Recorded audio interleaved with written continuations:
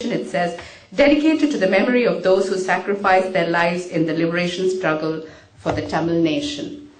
My first reaction is, who has sacrificed the most? It's the ordinary Tamils of Sri Lanka. They are the ones who have suffered the most. At least 70,000, I think it is much more, have died since 1983.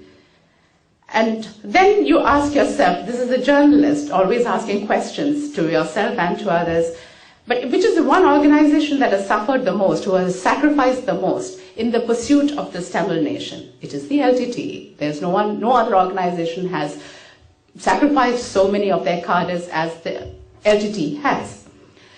So, as you know, the Sri Lankan politics is highly polarized, and the Tamil politics is also highly polarized. You're either pro-LTTE or you're anti-LTTE.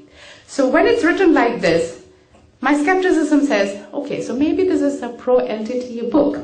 So let me turn around and see how many references to Prabhakaran there is in this book.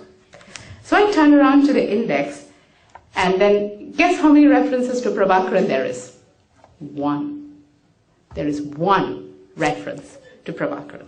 So then I'm intrigued, and I said, okay, what is this one reference to Prabhakaran? And with your permission, can I quote that incident you mentioned in the book?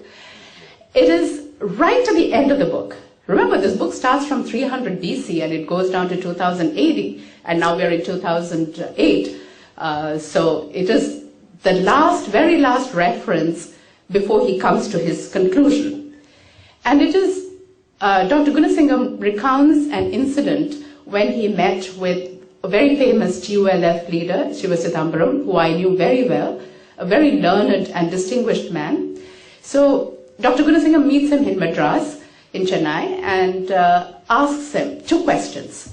One, what do you think of Prabhakaran, given the fact that he was forced to live in exile in Chennai? He had to leave the Tamil areas and live in Chennai because of the LTT. They had threatened him, and so he had to live as an exile in Chennai.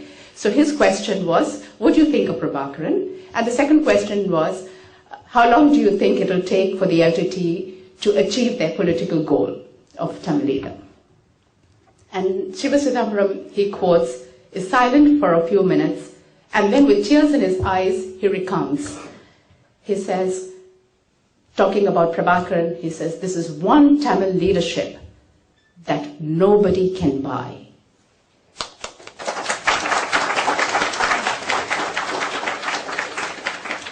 And then the second question, then he says, he adds on, and Shiva Chidambaram adds on, he says, till today, I have not raised my hat to anyone, but today I will raise it to Prabhakaran.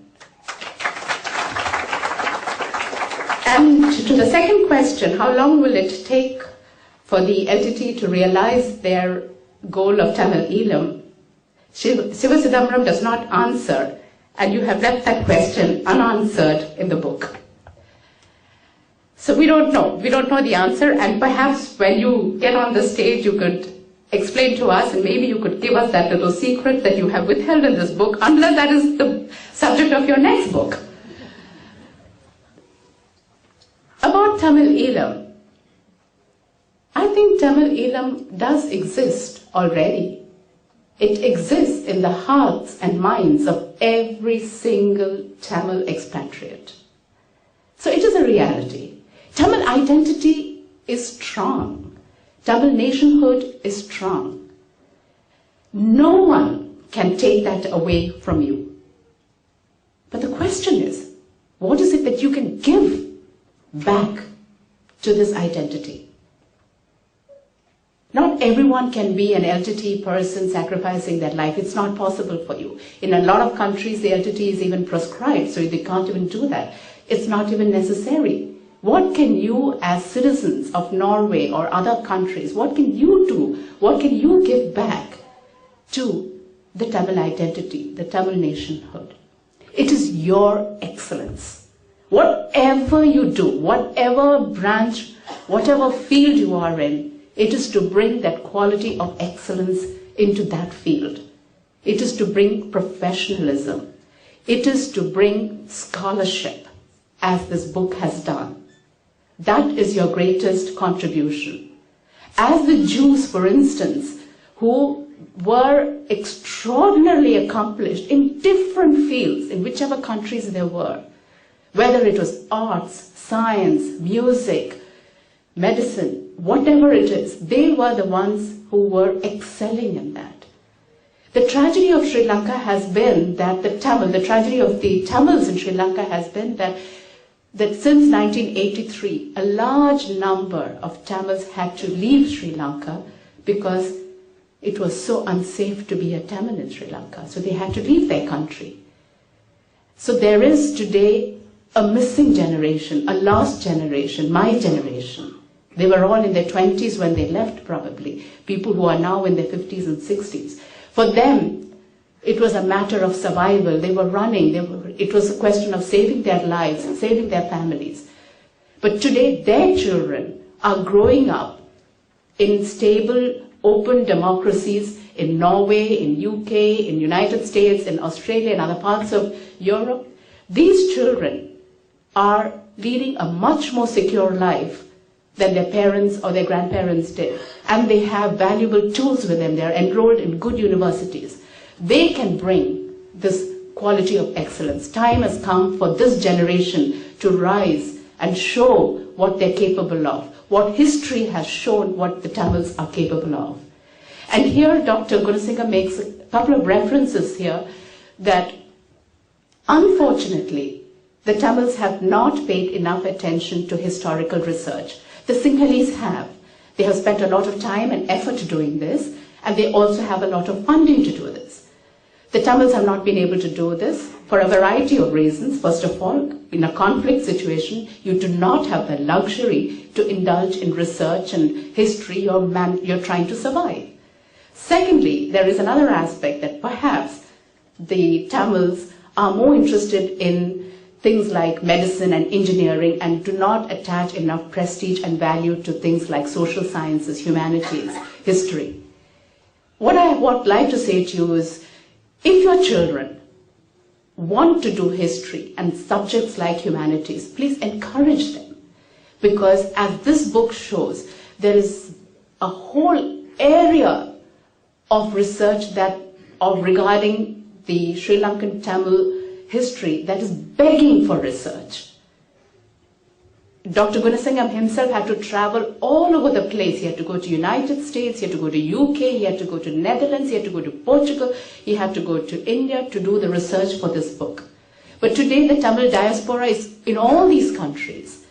And it is a much needed requirement today as part of what you can give back to your nationhood, to your identity, to encourage children to get into these disciplines. Today you have invaluable tools to conduct research. Encourage them to do this because as Dr. Gunasinghe says in this book, history is our godmother at birth. I would like to conclude by making a small reference to something that Prabhakaran said in his very first interview, which, as you mentioned, was to me in 1984, almost a quarter of a century ago. And I asked him a question. It was the very first interview, so of course I had a whole lot of questions to ask about Jayavardhane, about the conflict, about history, about the armed struggle, about the democratic struggle, so on and so forth. All kinds of questions were asked. And then I asked him one question, the answer to which I still remember a quarter of a century later. I've interviewed a whole number of presidents and prime ministers. I don't remember a single thing that any one of them said. But this is one thing that I cannot forget. And to think, before I tell you what it is, just to think that Prabhakaran was only 29 years old when he said this. After asking all these questions, I suddenly popped this question. Who is your friend, philosopher, and guide? Came the answer. Nature is my friend. Remember, the LTT is a guerrilla organization that uses the natural terrain to conduct its warfare. So the natural terrain is your best ally when it comes to running away from the forces, is your best ally when it comes to surprise, ambush, taking on your enemy. He said, nature is my friend. Life is my philosopher. And who is his guide? History is my guide. If I say that Prabhakaran is the person that I have met in my life who has the greatest sense of foresight, I would say it is because of his deep understanding of history. It is that deep understanding of history, of the past, that enables him to have this clear vision into the future. And so I would like to conclude by saying that may history be the guide to take the Tamils of Sri Lanka to their rightful destiny so that they can live in peace, in freedom, in dignity, and above all, in honor. Thank you.